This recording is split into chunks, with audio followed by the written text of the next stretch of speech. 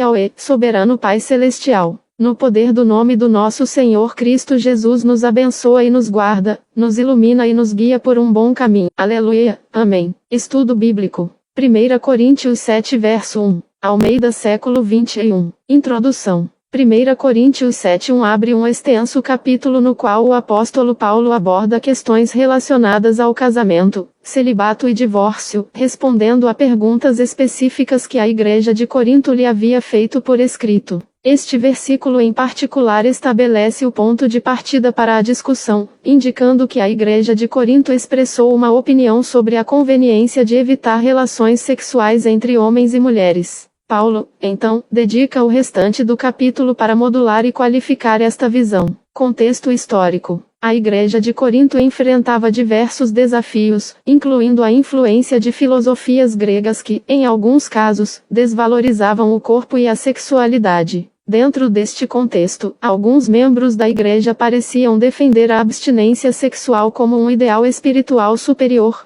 talvez influenciados por correntes ascéticas. O capítulo 7 revela que a igreja de Corinto estava debatendo a validade do casamento e a função da sexualidade dentro do casamento. Paulo responde às perguntas da igreja demonstrando que a abstinência dentro do casamento, exceto por um breve período com consentimento mútuo para oração, não é uma maneira bíblica de viver. Os versículos 2 ao 5 detalham a necessidade de um relacionamento sexual em um casamento.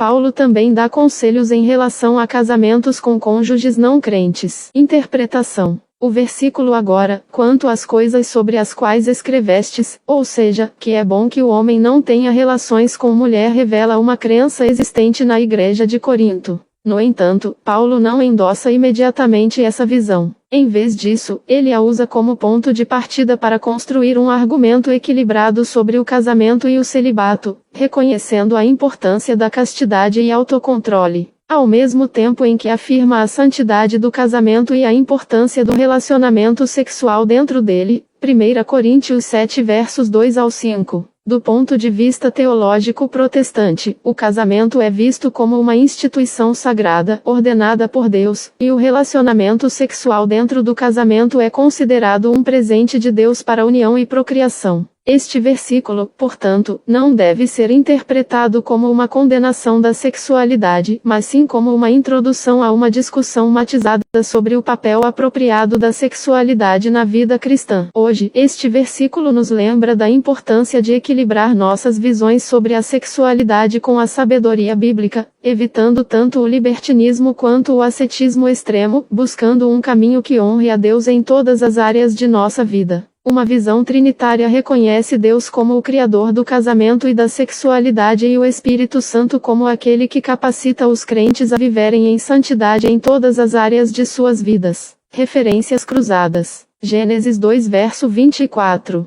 Por essa razão, o homem deixará pai e mãe e se unirá à sua mulher, e eles se tornarão uma só carne. Este versículo do Antigo Testamento estabelece a base bíblica para o casamento como uma união íntima e duradoura entre um homem e uma mulher. A referência a uma só carne implica um relacionamento sexual que faz parte integral do propósito do casamento. Ele contextualiza a afirmação feita na igreja de Corinto de que era bom que um homem não tivesse relações com uma mulher. A resposta do apóstolo Paulo mostra que o sexo é parte importante e sagrada do casamento. Hebreus 13 verso 4. O casamento deve ser honrado por todos, e o leito conjugal, conservado puro, pois Deus julgará os imorais e os adúlteros. Este versículo enfatiza a importância de honrar o casamento e manter a pureza sexual dentro dele. Complementa a discussão de Paulo em 1 Coríntios 7, ao reafirmar a santidade do casamento e condenar a imoralidade sexual. Ele serve de lembrete do contexto dos padrões bíblicos para a sexualidade.